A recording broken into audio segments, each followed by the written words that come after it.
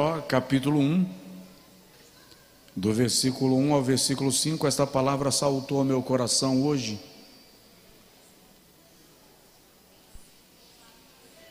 Havia um homem na terra de Uz, cujo nome era Jó. Era um homem íntegro e reto, que temia a Deus e se desviava do mal. Nasceram-lhe 7 filhos e 3 filhas. Possuía ele 7.000 ovelhas, 3.000 camelos, 500 juntas de bois e 500 jumentas, tendo também muitíssima gente ao seu serviço, de modo que este homem era o maior de todos os do Oriente. Iam seus filhos à casa uns dos outros e faziam banquetes, cada um por sua vez, e mandavam convidar as suas 3 irmãs para comerem e beberem com eles. E sucedia que, tendo decorrido o turno de dias de seus banquetes, enviava Jó e os santificava. E levantando-se de madrugada, oferecia holocaustos, segundo o número de todos eles, pois dizia Jó: talvez meus filhos tenham pecado e blasfemado de Deus no seu coração.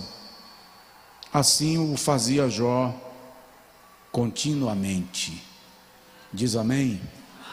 Vem comigo, por favor, até o capítulo 42 de Jó. Capítulo 42 de Jó, do livro que recebe o nome de Jó. Nós vamos ler o versículo 10.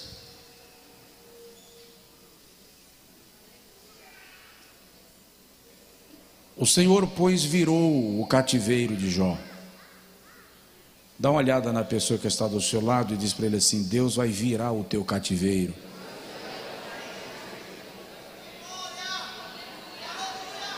O Senhor, pois, virou o cativeiro de Jó quando ele orava pelos seus amigos. E o Senhor abençoou, e o Senhor deu a Jó o dobro do que antes possuíra. Diga amém. Pode sentar um pouquinho, por favor? Irmão, o Senhor trouxe ao meu coração esta tarde falar um pouco sobre restaurando os valores perdidos. Restaurando os valores perdidos. E uma frase que eu coloquei como destaque foi: Deus é Deus de restauração. Eu não vou pregar, eu vou contar uma história e vou lançar uma palavra profética para a sua vida. Essa história tem 5 episódios, e ao final de cada episódio eu quero profetizar sobre a sua vida. Agora presta atenção. Já é tempo de pararmos de ouvir pregações apenas por ouvir. Precisamos sair daqui decididos a colocar em prática o que recebemos. Amém? Jó é o personagem da nossa reflexão. O livro de Jó, como eu disse, pela maioria dos estudiosos, foi escrito por Moisés, assim como os livros do Pentateuco. Embora na nossa Bíblia o livro de Jó esteja próximo ao livro dos Salmos, certamente Jó viveu muito antes de Davi. Jó deve ter vivido, como eu disse na hora da leitura, um pouco depois de Abraão. 1 ou 2 gerações depois de Abraão. Há inclusive uma escola de pensamento que entende que a esposa de Jó tinha algum parentesco, era filha de algum dos filhos de Isaac, de Jacó, de algum dos filhos dos patriarcas. Tá? O livro de Jó tem um lugar muito especial nas Escrituras, porque ele trata do sofrimento humano, da dor humana. E ele retrata como Jó e seus amigos buscam encontrar explicação para o sofrimento e para a dor. O livro de Jó também nos ensina que o fato de eu e você mantermos a nossa fidelidade a Deus não nos poupa de adversidades, de frustrações, de intempéries, de vicissitudes. Apesar disto, todo ataque do diabo no livro de Jó é claramente limitado pela soberania divina, o que significa que Satanás não pode fazer além daquilo que Deus em sua soberania estabelece e permite. Então toda a ação do diabo tem limite estabelecido pela soberania divina. Vou repetir, toda a ação do diabo tem limite estabelecido pela soberania divina. Amém? Quando nós estudamos o livro de Jó, nós percebemos que forças hostis, tenebrosas, malignas, diabólicas, se organizam, se arquitetam, se projetam contra os servos de Deus e contra a família de cada um desses servos para causar instabilidade e destruição. Não é por acaso que o Senhor Jesus diz que o diabo não vem senão para roubar, para matar e destruir. O livro de Jó nos ensina que a família de um servo, de uma serva de Deus, pode ser encurralada de todos os lados. Os ataques podem vir de todas as frentes. É necessário estar muito aferrado, apegado, apaixonado, ligado a Deus, para suportar os vendavais pelos quais podemos passar. O cenário espiritual do mundo moderno revela que há uma orquestração maligna que visa atacar a nossa casa, a nossa família, os nossos filhos. Torpedos malignos, dardos inflamados do maligno são lançados dia após dia, cada dia, todo dia, contra os nossos descendentes, no intuito de comprometer o plano de Deus sobre nós. Crises gigantescas, ondas medonhas de destruição contra a família e contra os nossos filhos estão sendo projetadas. Pensar nos nossos filhos e netos, pensar na nossa casa, pensar na igreja como agência central de Deus é imprescindível. E colocar a casa em ordem agora é mais do que necessário. Colocar a casa em ordem agora é mais do que necessário. Por quê? Porque uma casa edificada sobre a rocha enfrenta vendavais, enchentes, torrentes, ataques e permanece construída. Uma casa edificada sobre a areia não suporta o vendaval, a torrente e a enchente e desmorona. Tempestades violentas, borrascosas, terríveis, cercam cada casa. Conflitos intermináveis estão invadindo a mente de homens e de mulheres. Crianças e adolescentes estão sofrendo de males que há muito tempo atrás eram comuns àqueles que estavam sobrecarregados de problemas, como por exemplo depressão, crises de pânico, de ansiedade, obesidade.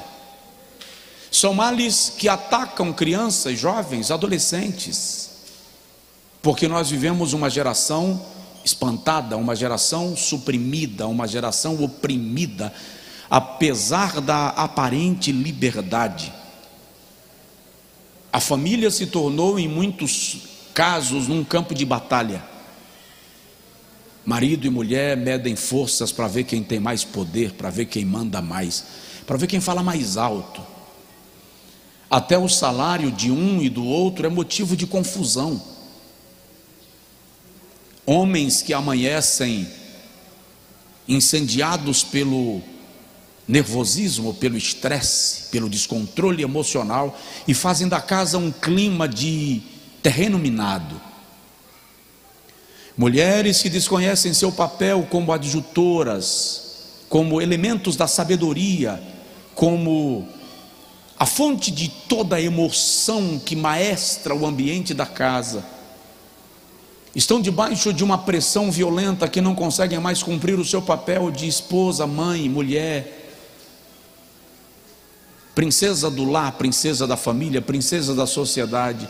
Nós temos hoje um bando de guerreiro com a espada desembainhada, pronto para atingir quem atravessar na sua frente no corredor. A casa virou um campo de sangue. A consequência disto é que em muitos corações a alegria acabou. Se eu perguntar de verdade, sem fantasia, sem vitrine, quem está de fato com o coração alegre, pouquíssimos, sendo honestos de fato, vão levantar a mão. A alegria terminou nos corações, a capacidade de diálogo morreu na igreja, na família, na empresa. Perdemos toda a nossa civilidade na época mais civilizada de todos os tempos. O fogo da devoção a Deus apagou. O altar do culto em casa está cheio de espinhos e abrolhos.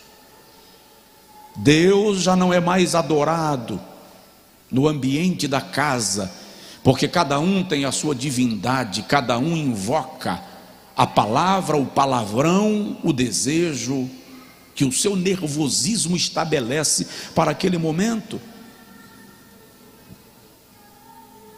A família está sendo invadida por valores mundanos, verdades relativas.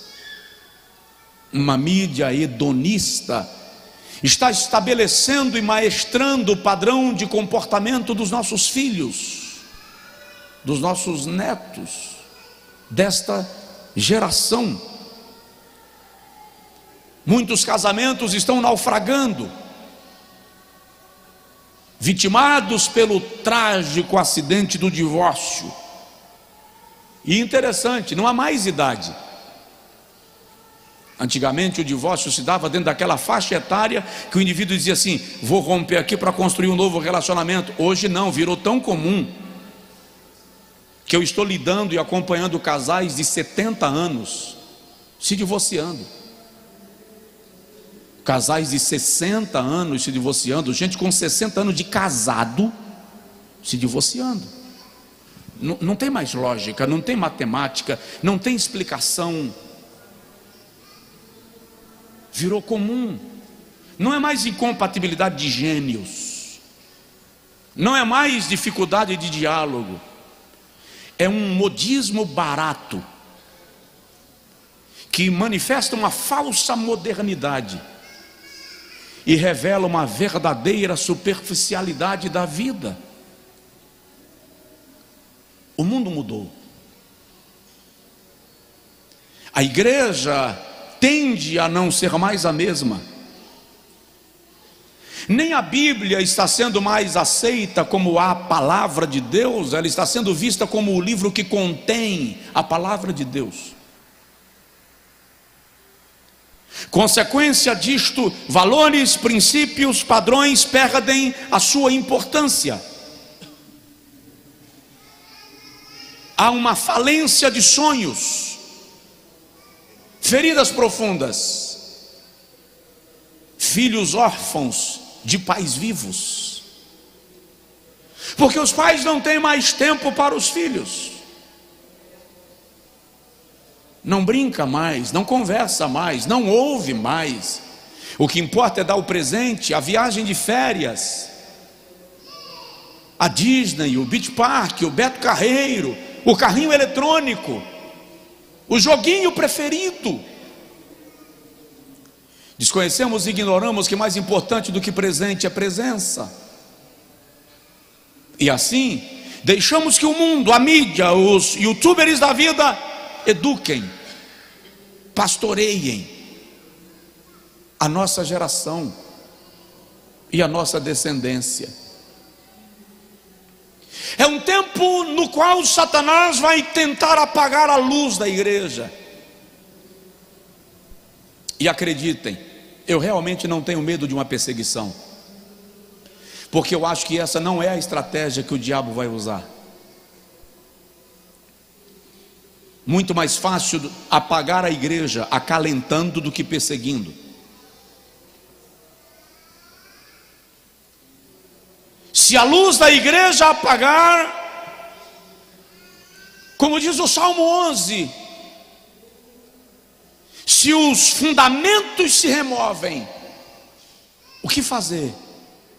O que farão os justos? Nesse contexto de convulsão social, de falência da virtude, de perda dos referenciais, é necessário a igreja se curvar diante de Deus e pedir um grande avivamento espiritual. Está na hora de cada homem macho, assumir o sacerdócio da sua casa e invocar a Deus em favor da sua família e do seu lar. Está na hora de cada mulher se posicionar como profetisa, como intercessora, como coluna de sustentação da família, chorar pela sua casa, chorar pelos seus filhos, chorar pela igreja. É tempo de a igreja se curvar e buscar a presença do Senhor de verdade, porque nós cremos numa restauração que o Senhor pode fazer através da igreja. Eu preguei aqui outro dia, e eu preguei aqui sobre Israel e o Brasil, e eu disse que a restauração da nação passa pela igreja. E eu vou repetir: a restauração da nação passa pela igreja. Deus não conta com governos nem com governantes para restaurar a nação. Deus conta com a igreja. Se o meu povo, que se chama pelo meu nome, se humilhar e orar e buscar a minha face e se converter dos seus maus caminhos, eu os ouvirei dos céus, perdoarei os seus pecados e sararei a sua terra. Provoca seu vizinho e diz para ele: Deus conta com você.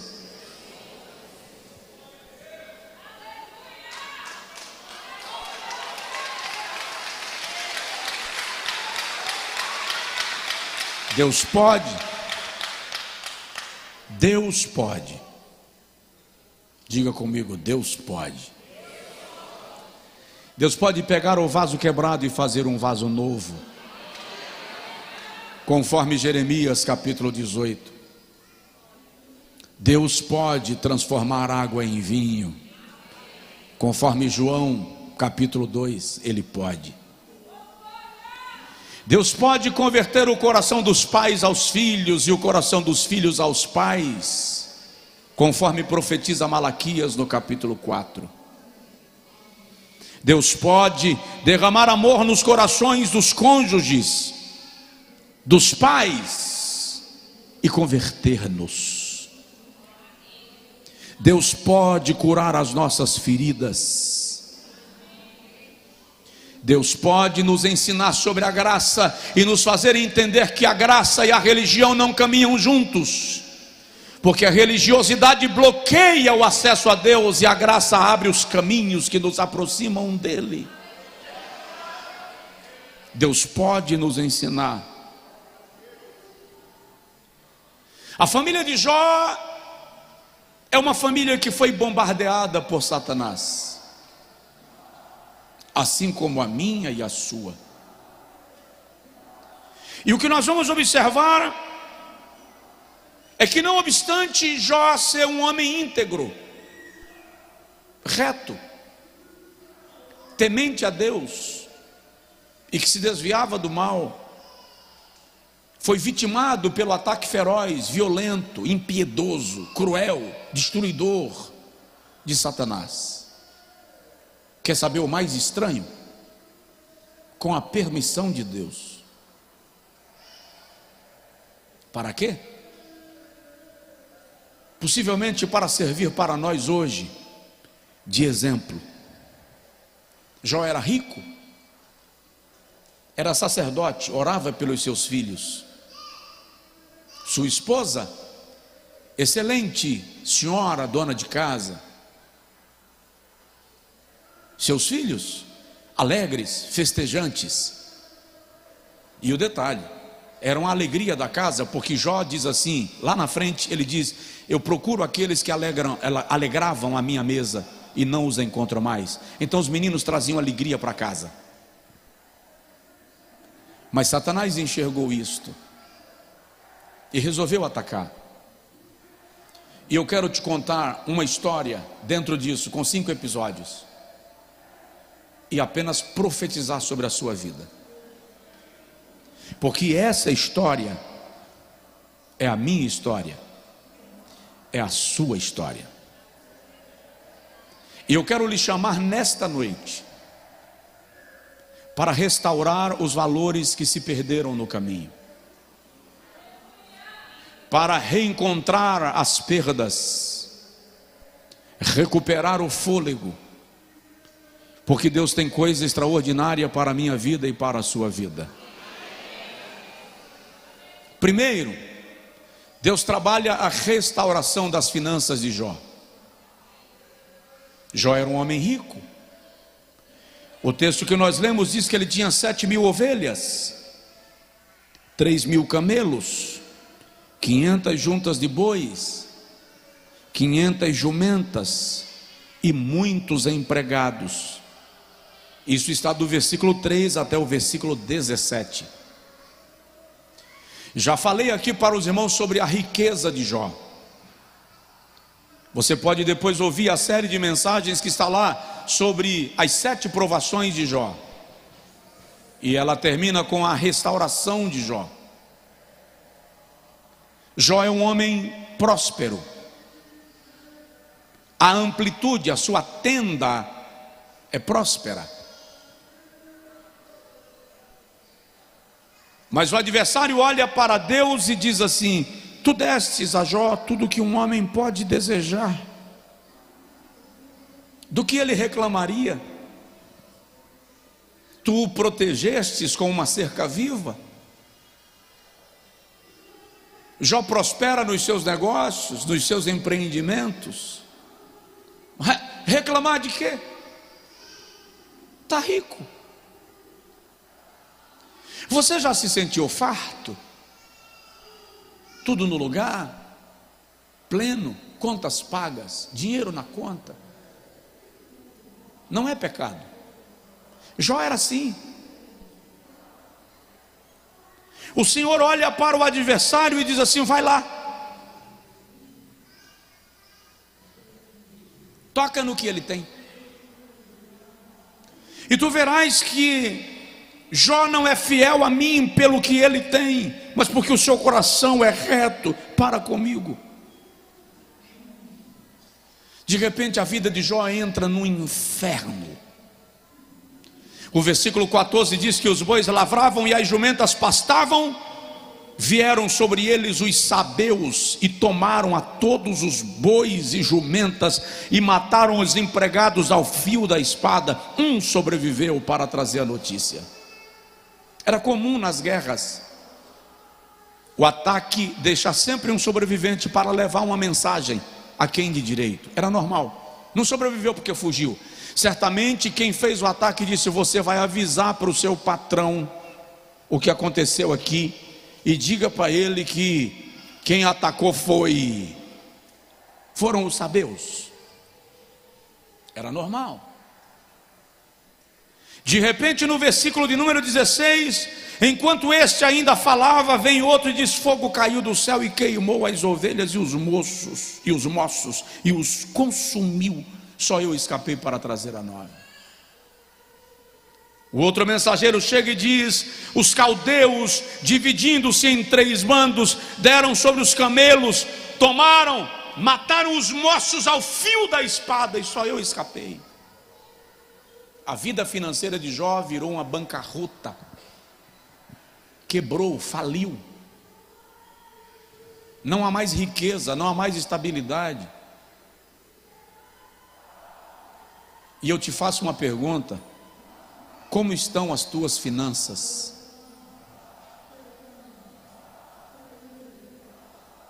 Nós que discordamos da teologia da prosperidade, temos a limitação de achar que Satanás não ataca as finanças do povo de Deus, mas ataca. Os sabeus invadem a loja, os caldeus invadem a fazenda. Satanás levanta ataques de todos os lados para colocarem a tua estabilidade financeira em choque. E é interessante que as pesquisas dizem que em média 52% dos divórcios estão relacionados à crise financeira. E a crise financeira gera o estresse, aí a pilha, aí vem a reação em cadeia.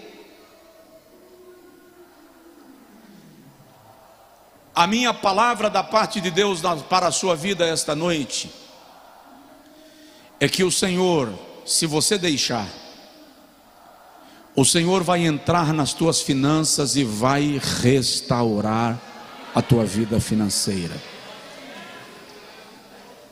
Por quê?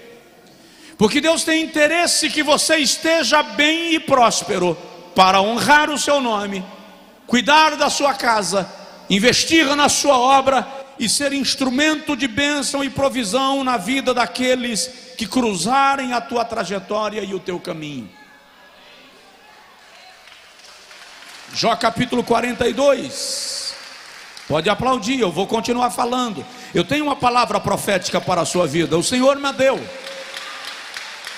Jó capítulo 42, versículo de número 11 e 12 diz: então vieram ter com ele todos os seus irmãos e todas as suas irmãs, e todos quanto dantes o conheceram, e comeram com ele pão em sua casa, e compadeceram-se dele, e o consolaram de todo o mal que o Senhor lhe havia permitido, e cada um deles lhe deu peça de dinheiro e pendentes de ouro, e o Senhor abençoou o último estado de Jó mais do que o primeiro. E ele passou a ter 14.000 ovelhas, 6.000 camelos, 1.000 juntas de bois e 1.000 jumentas. O seu estado financeiro dobrou. Diga comigo: Deus restaura as finanças dos seus servos. Mas fala com mais gosto: Deus restaura as finanças do seu povo. É preciso lembrar que há entidades malignas responsáveis por causar miséria, empobrecimento, crise financeira na sua vida. Há demônios e potestades responsáveis por trancar portas, destruir a sua trajetória. Não acredito nisso, pastor. Tranquilo. Assim como há entidades malignas que trabalham para destruir e travar a sua vida, eu e você cremos num Deus que abre portas onde não tem portas, que abre caminhos no meio do mar. Provérbios capítulo 3, versículo 9 e 10 diz: honra o Senhor com os teus bens, com a primeira parte de toda a tua renda, e se encherão de trigo os teus celeiros, e de mosto os teus lagares. A Bíblia Sagrada nos ensina em Provérbios 10, 22 que Deus é quem dá a bênção que enriquece e não acrescenta dores. Levante assim a sua mão comigo e diga comigo: Senhor, eu recebo a bênção que me faz prosperar. A partir de agora, onde eu colocar a mão, eu quero que cresça, em nome de Jesus. Aleluia. Aleluia. É o tempo de o Senhor te fazer crescer. Por quê? Porque é o tempo de uma grande arrancada da igreja na terra, e isso depende de homens e mulheres com os corações abençoados, para que derramem sobre a obra de Deus e ela cresça e expanda. Joel, capítulo 2, está escrito: e eu vos enviarei ensinador de justiça, e com ele a chuva serôdia, e a temporã no seu devido tempo, e as eiras se encherão de trigo, e os lagares transbordarão de mosto e de azeite, e eu restituirei o tempo que foi destruído pela crise, e vós comereis abundantemente, e vos fartareis, e o meu povo não será envergonhado, e toda a terra saberá que eu, o Senhor, estou no meio de vós, e vós comereis abundantemente, e vos fartareis, e o meu povo nunca mais será envergonhado. Presta atenção, igreja brasileira, igreja brasileira, igreja brasileira, o Senhor declara, recebe: o meu povo nunca mais será envergonhado.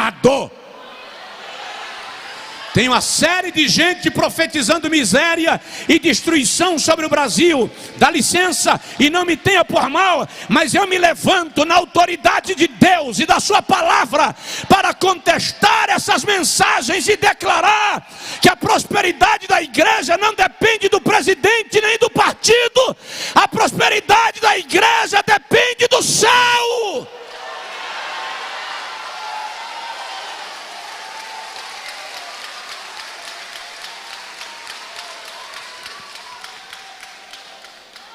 É o céu quem te prospera. É o céu quem te prospera. Declare comigo: as minhas finanças serão restauradas. Vira para o teu vizinho e diz para ele: eu declaro, em nome de Jesus, as tuas finanças serão restauradas.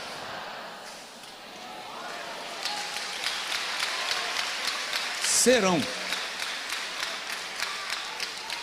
Segundo episódio,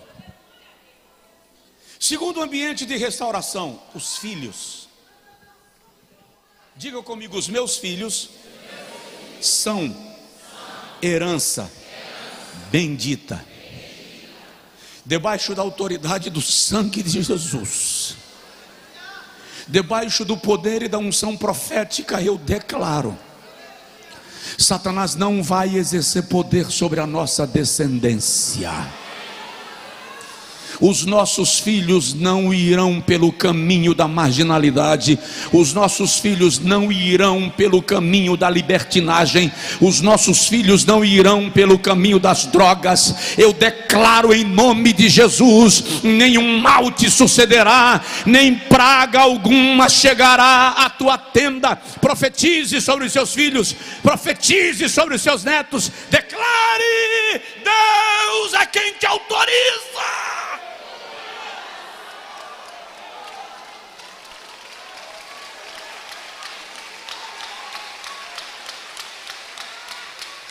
Ah, pastor, mas Deus permitiu nos filhos de Jó. É verdade. Capítulo 1, versículo 18 e 19. Os teus filhos estavam na casa do irmão mais velho banqueteando. Veio do deserto um redemoinho.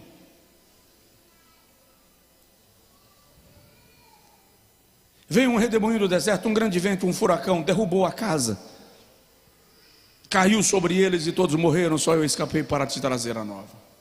E aí, pastor? Tem um versículo na Bíblia, irmão, que para mim ele é tão definidor, mas eu vou usar dois. No último versículo do capítulo 9 de Jó, ele diz assim: se eu tivesse intercessor, eu não estaria nessa situação. Se eu tivesse mediador, eu não estaria nessa situação. Aí lá na frente, Jesus, em Lucas 21:31, diz assim: Pedro, Satanás pediu ao Pai para te peneirar como trigo. Satanás pediu ao Pai para te sacudir, como fez com Jó. Mas eu roguei ao Pai por ti. para que a tua fé não desfaleça. Diga comigo: eu tenho intercessor. Declara aí: eu tenho sacerdote. Diga comigo: Jesus está diante do Pai, cuidando de mim.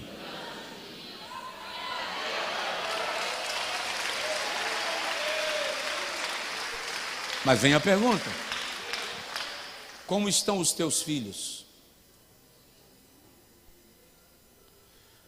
Como está o teu relacionamento com os teus filhos? Não está na hora de restaurar isso?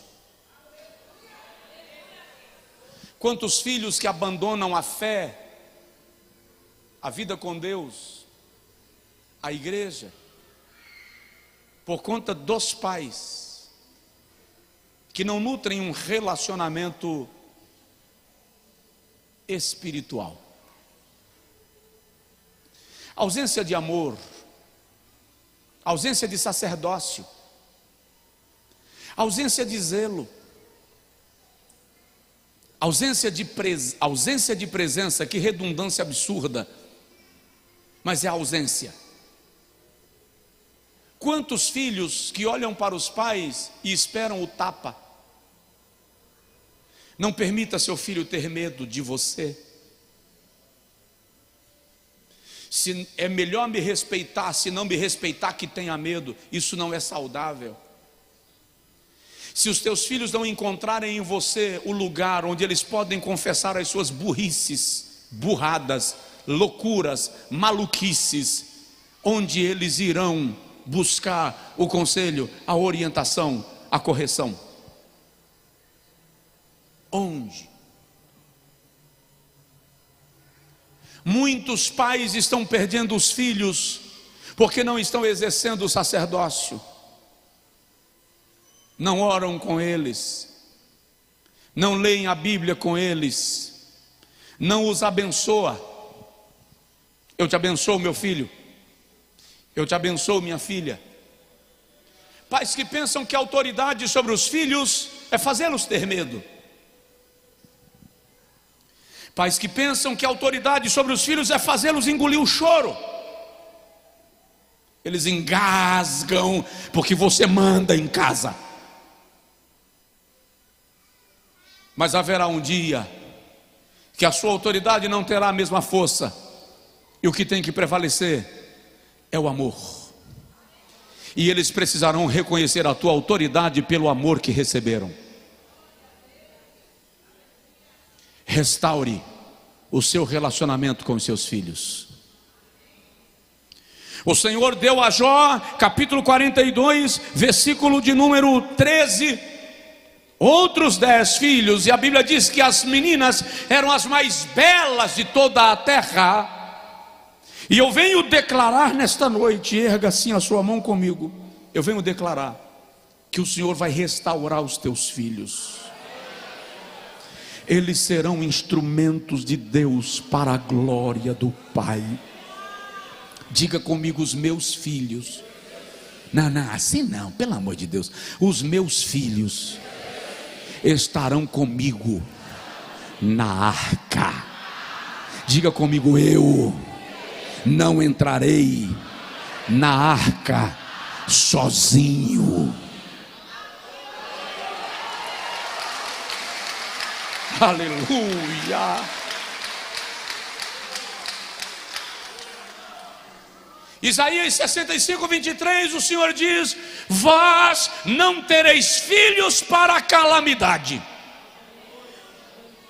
Vou repetir: vós não tereis filhos para a calamidade, porque eles são a herança dos benditos do Senhor. Aleluia. Deus tem um compromisso tão grande com os teus filhos. Olha para mim. Deus tem um compromisso tão grande com os teus filhos, que Ele diz a Abraão: a minha aliança é contigo e com a tua descendência. Sabe Ismael? Aquele filho gerado num ato de precipitação de Abraão. Quando Deus vai conversar com Abraão sobre Isaque, sobre Ismael, aliás, o Senhor diz assim a Abraão: Abraão, por tua causa eu abençoarei a Ismael. Se eu e você tivermos um pacto com Deus, por nossa causa, os nossos filhos também estarão debaixo da promessa.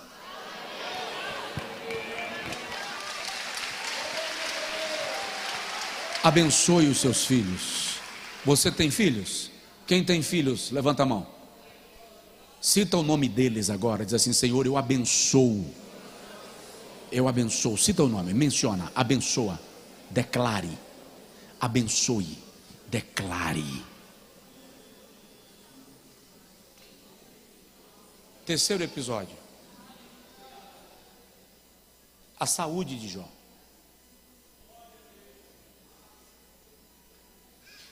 Satanás não se contenta em destruir as finanças, em destruir os filhos de Jó, e diz para Deus assim: pele por pele, tudo que o homem tem vai dar para sua vida. O cara morreu os filhos, perdeu dinheiro, mas está vivo, está bem, está gordo, está preocupado com o quê? Mostra para ele o cheiro da morte, para você ver se ele não arrega, se ele não entrega, se ele não emborca. Jeová diz: vai lá e toca na pele, na carne e nos ossos. Não toque na sua vida. Satanás vem, fere a Jó com furunculose e estafilocócica generalizada. O corpo de Jó estoura em tumores purulentos. Ele diz: até na sua boca ele sentiu o sabor do tumor. Significa que até na boca havia tumores. As unhas caíram, a cartilagem quebrou, por causa dos sintomas da própria enfermidade. Jó cheira mal, ele diz: o meu hálito se tornou insuportável à minha própria mulher. Tumores malignos cobrem o seu corpo. As pessoas passam de longe e cospem, porque sentem o mau cheiro de Jó. Sua saúde foi ao caco, foi ao caos. Ele se afasta de tudo e de todos e vai para um monturo, onde ele se coça com algum tipo de caco, porque ele não suporta. E a medicina diz que dos furúnculos saíam pequenos vermes que devoravam a carne do doente. Como está a sua saúde? Deus quer restaurar a sua saúde. Eu vou repetir: Deus quer restaurar a sua saúde. Estende a mão sobre a pessoa do seu lado e diz para ele: eu declaro, em nome de Jesus, saúde sobre a tua casa, sobre a tua vida. É tempo de cura. Olha o que eu vou te dizer.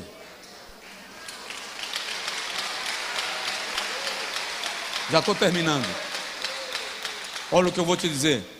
Há uma unção, vai haver uma onda de milagres cobrindo a igreja. Vai haver uma onda de milagres cobrindo a igreja. Pessoas serão curadas de maneira extraordinária. Aliás, eu quero declarar sobre a sua vida agora o toque da mão de Deus queimando a enfermidade no seu corpo agora. Seja curado, seja curada na autoridade do nome de Jesus. Se você puder colocar a mão no lugar onde está enfermo, coloque a mão.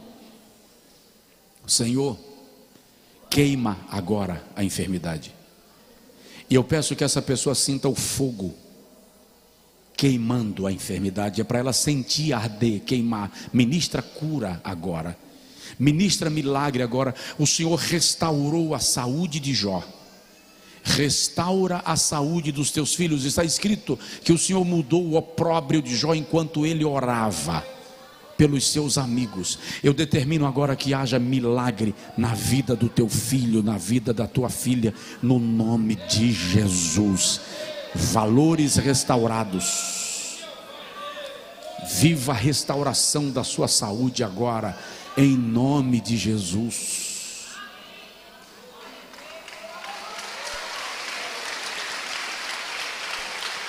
Isaías 53, versículo 4 e 5 diz: verdadeiramente Ele levou sobre si as nossas enfermidades, e as nossas dores tomou sobre si, e nós o reputávamos por aflito, ferido de Deus e oprimido, mas Ele foi moído pelas nossas transgressões e ferido pelas nossas iniquidades.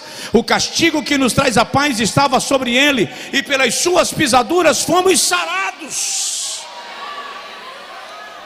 Um dia alguém olhou para mim e fez assim: está falando de cura espiritual. Eu fico ruim quando eu vejo alguém empobrecendo o evangelho. Mateus capítulo 8, versículo 15, 16, 17. E ao cair da tarde, trouxeram a ele muitos enfermos, endemoniados e paralíticos, e ele curou a todos e libertou a todos os oprimidos, para que se cumprisse o que fora dito pelo profeta Isaías: ele levou sobre si as nossas dores e as nossas enfermidades tomou sobre si. Então entenda, não está falando só de cura espiritual, está falando de cura física também, e é na autoridade do evangelho que eu declaro: seja curado, seja curada, em nome de Jesus.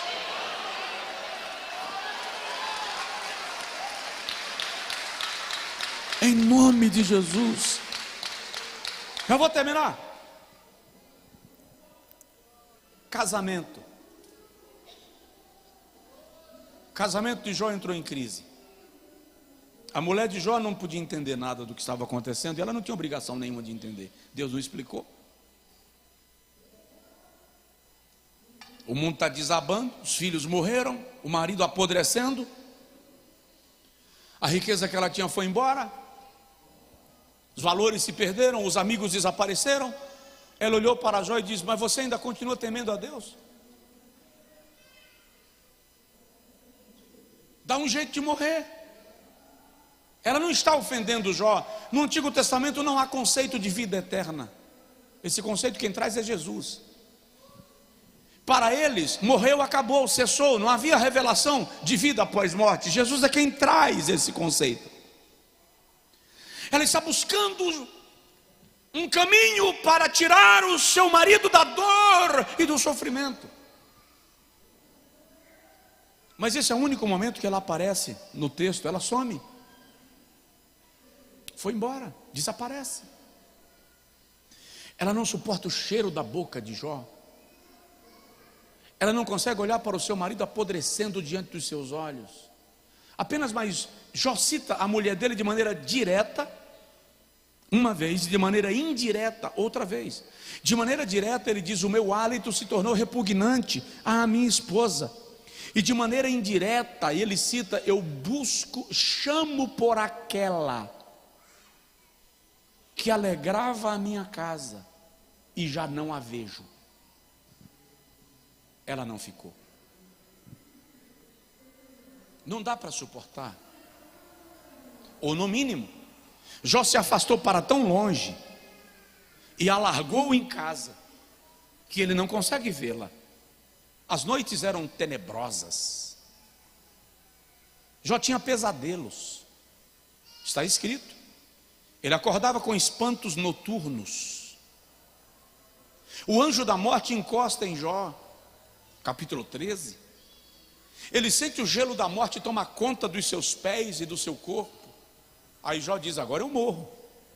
Quando ele disse agora eu morro, ele pensa assim: mas ainda que me mate, eu ainda espero no Senhor. Irmão, eu acho que Jó é o cara que mais confundiu o diabo na Bíblia. Satanás ficou azoado com Jó. Não dá para entender uma postura dessa. Não, ele não é normal. Ele permanece sem os filhos. A esposa não está perto. Uma pergunta: como está seu casamento? Dormindo no carro? Dormindo na garagem? Dormindo no hotel? Dormindo no colchão no chão? Na igreja um amor, em casa um terror? Olha um para o outro como se o outro fosse o cão. Pastor, não dá nem para conversar, qualquer conversa vira guerra. chupando manga ainda. Pastor, qualquer conversa vira guerra, não tem diálogo, vira confusão, o pau quebra. Vamos restaurar? Jesus pode entrar na sua casa, Ele pode transformar água em vinho, Ele pode converter o coração da tua esposa, Ele pode converter o coração do teu marido, Ele pode mudar as regras da casa, Ele pode mudar as regras do ambiente, Ele pode trabalhar o teu interior e o teu coração, Ele pode quebrar o peso e o pesar, Ele pode afastar a nuvem pesada que verga sobre vocês. Para de brincar de ser crente, entenda, Satanás está querendo fazer uma esculambação na sua casa, dá um basta. Diga para ele que ele não pode agir dentro de sua casa. Ei, cabamacho, onde está a sua autoridade sacerdotal? Tem marido aqui que consegue exercer autoridade sobre a mulher, sobre o menino. Tem mulher que consegue exercer autoridade sobre o marido, sobre o menino e sobre o gato. E não consegue exercer autoridade sobre os demônios.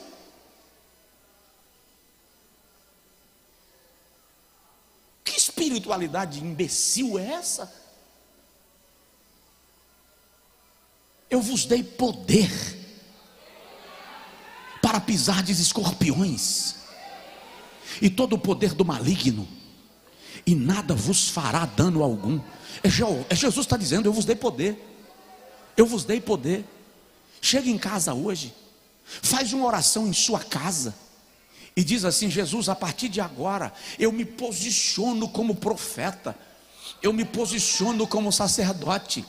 O adversário não vai ficar reinando aqui em casa. Irmão, tem casa que a presença maligna é tão terrível que a casa fede. E é incrível que se você morar perto de esgoto, você não estranha o cheiro do esgoto. Só quem chega percebe. Pede a Deus: afina meu olfato, amplia a minha visão, aumenta a minha sensibilidade. Eu quero perceber quando o inimigo está agindo e rondando a minha casa, para que eu tenha discernimento e autoridade para dar um basta.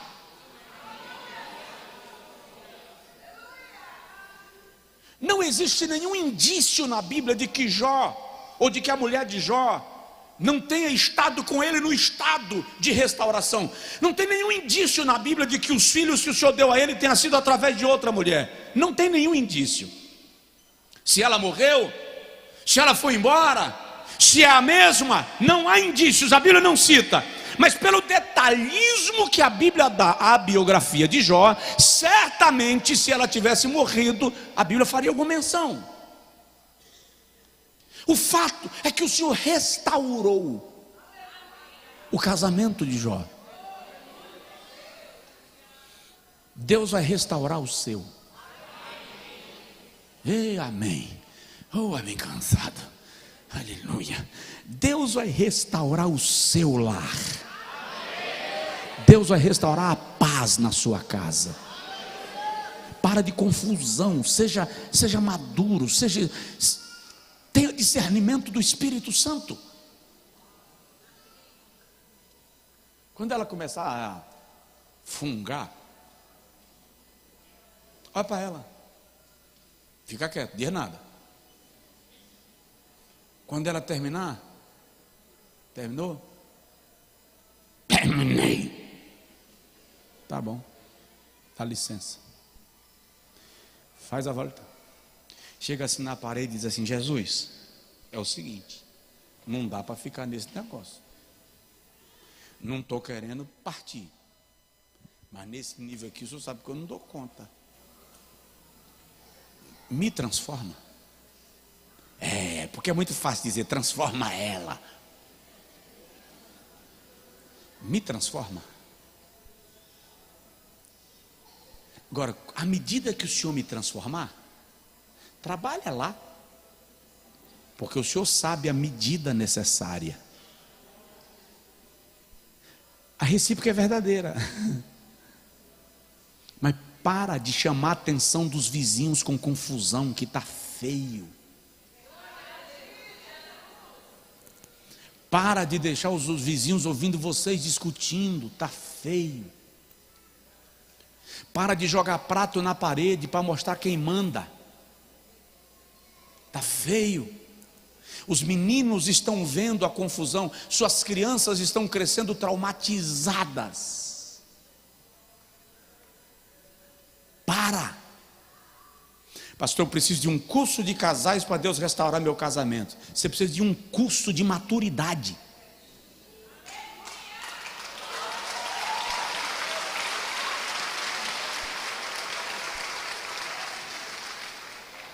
Disso que precisa. Eu sei que tem casos que estão em níveis assim bastante. E eu não vou entrar em detalhes porque a palavra não é sobre casais. Vou chegar lá. Daqui um dia eu vou pregar aqui só para homem. O sacerdote. Terminar o culto aqui, a gente vai ajoelhar e vai encher isso aqui de homem. Para as mulheres chegar e botar a mão na cabeça dele. Não, irmã, não pode dizer Jesus leva, não pode não, irmã. O sacerdote tem que ficar de perto olhando, que é para não acontecer de alguém fazer uma oração estranha. Que eu lembro de uma irmã que estava orando para Jesus levar o marido. Pastor, é pecado orar para Jesus levar o marido? Não. Deus vai restaurar a sua casa. Diga comigo, Deus vai restaurar. A minha casa não será igual. Quando você chegar em casa hoje, faz uma oração. Mas faça uma oração e diga assim: Senhor, na minha casa Satanás não vai ficar fazendo festa. Irmão, nada dá, tudo quebra, tudo apodrece. Quando você menos espera, a geladeira está fedendo, chega lá, tem feijão podre, carne podre, as coisas desandam. Da praga de piolho, de mosca, de rato, de barata. Claro, limpa a casa, por favor. Não adianta orar e deixar o... Mas repreenda.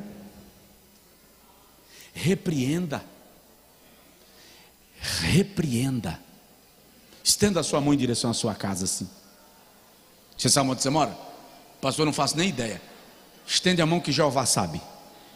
E diga comigo: Senhor, eu ordeno em nome de Jesus que toda praga, todo ataque espiritual contra a minha família e contra a minha casa e contra os meus negócios está repreendido agora, na autoridade do nome de Jesus. Fica de pé, por favor.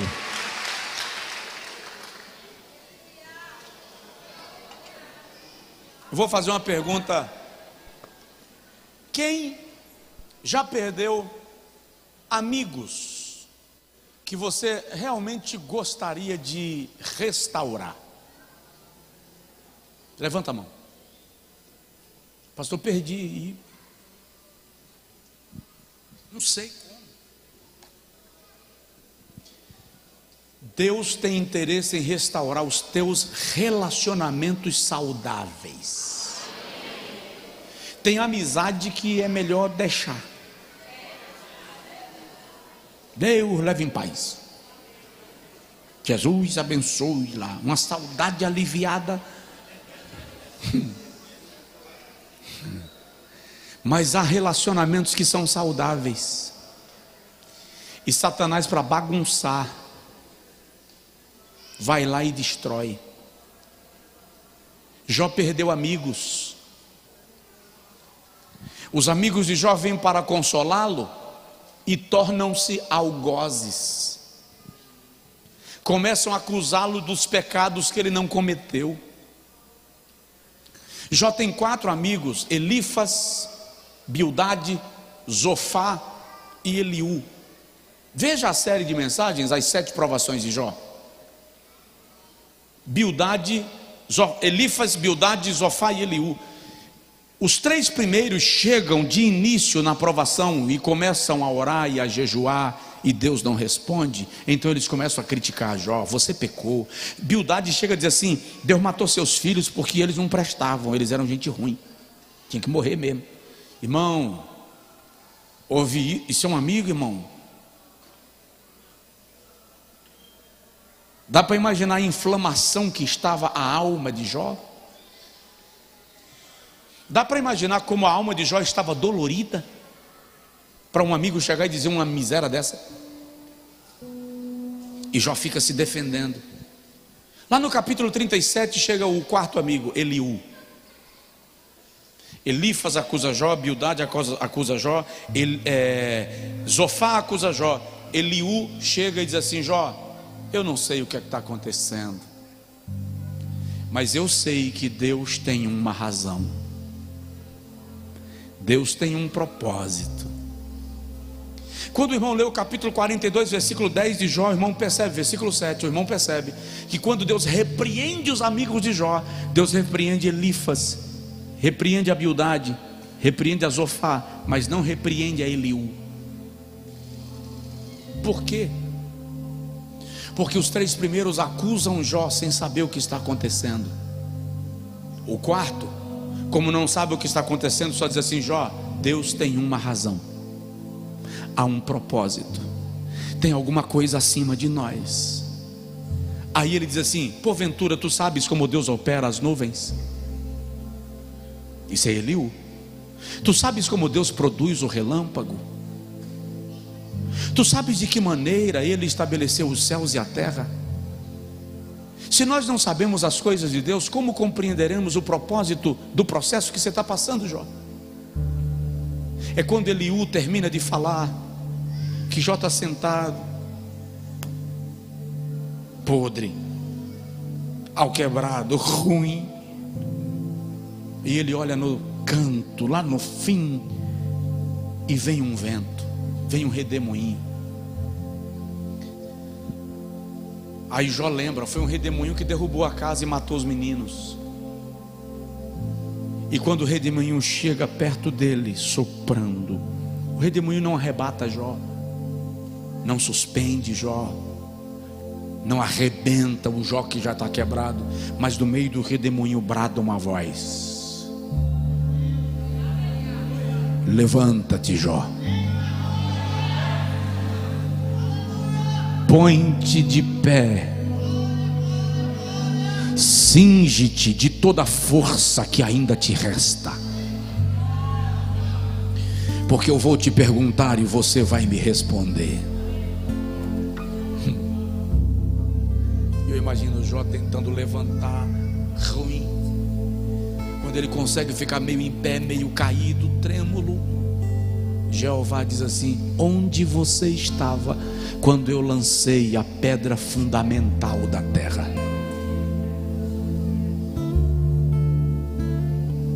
Não sei, Senhor. Onde você estava quando eu finquei as colunas de sustentação do universo?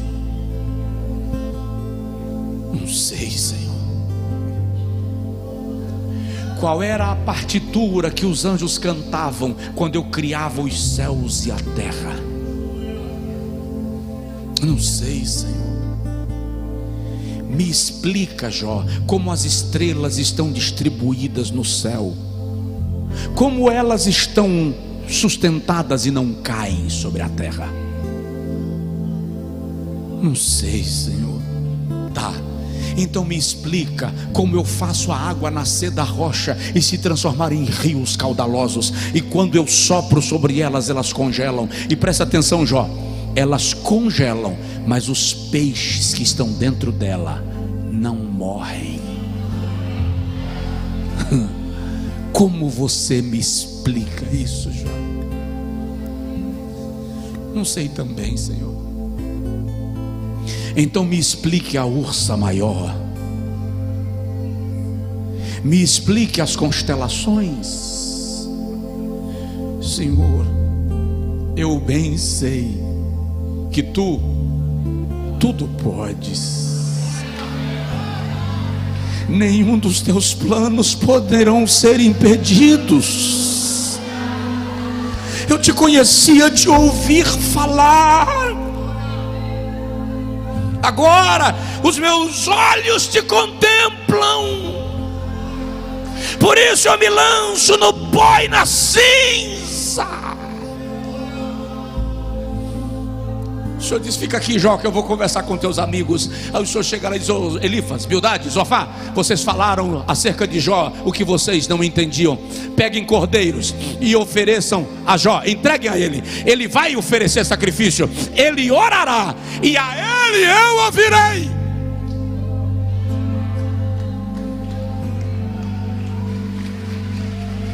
Aí lá vai Jó, ruim, podre, cheio de vermes, fungos, tumores. Presta atenção. Deus pode te pedir para você orar por alguém antes de ele resolver o seu problema.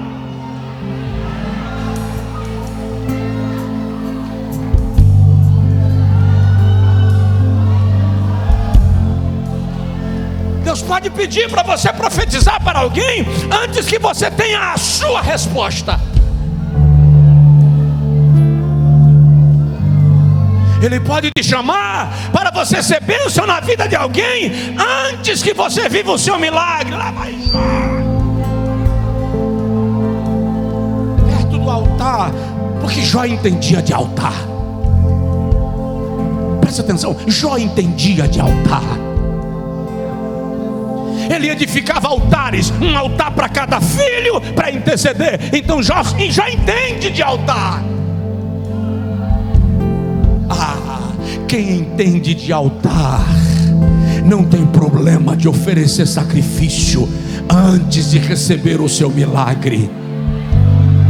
Aleluia. Aí Jó começa a orar, oferece sacrifícios. Oferecer sacrifício não era um ato simples. Tinha que colocar o animal sobre o altar. Era preciso com uma mão fechar os olhos do animal, porque o sacrifício não era um ato impiedoso. Fechava o olho do animal, acalentava o animal, fazia a oração, oferecia o sacrifício para abençoar quem me acusou,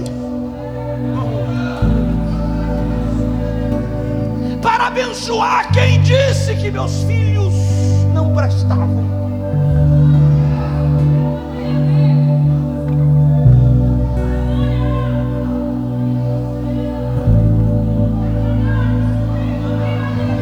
Oh Deus, abençoa Elifas. Terminou de oferecer o sacrifício por Elifas. Agora, Senhor, é Bildade.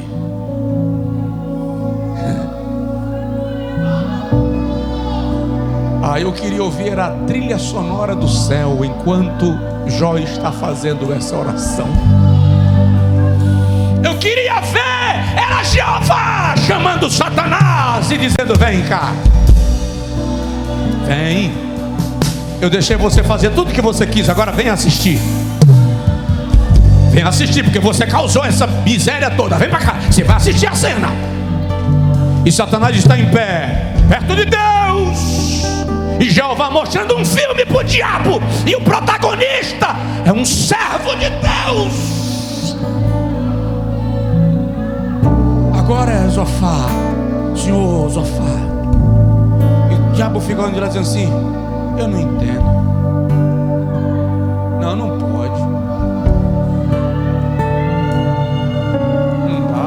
Por muito menos Adão comeu o fruto. Por muito menos Abraão negou que Sara era a mulher dele. Não pode. E Jó: Senhor,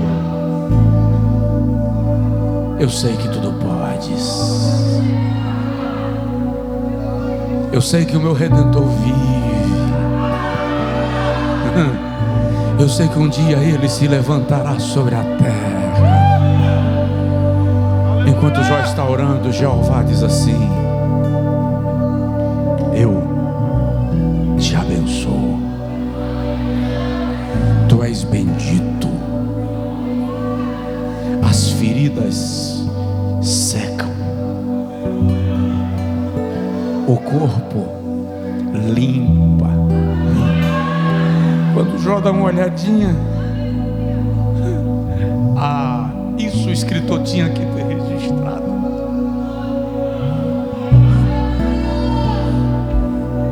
Preciso conversar com o Jó para perguntar para ele como foi depois. Eu imagino aplausos celestiais. Como assim, pastor? O episódio foi na terra. Se alguém me confessar diante dos homens, eu o confessarei diante dos meus santos anjos. Você acha que os anjos não viu aquilo? Assistindo tudo, e Deus sendo louvado. Eu te digo, para mais,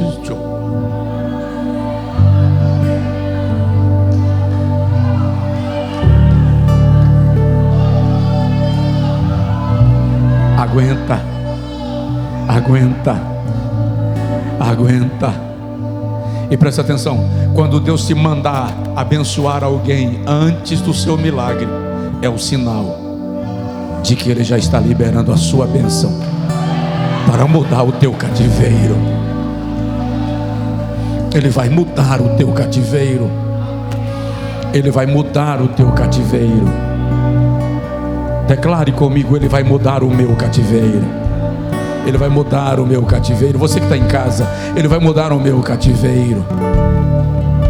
Mesmo em casa, se tem alguém do seu lado, e aqui no templo, estenda a sua mão e diga para essa pessoa: Ele vai mudar o teu cativeiro. Ele vai mudar o teu cativeiro. Eu estou com vontade de sair correndo no meio da igreja.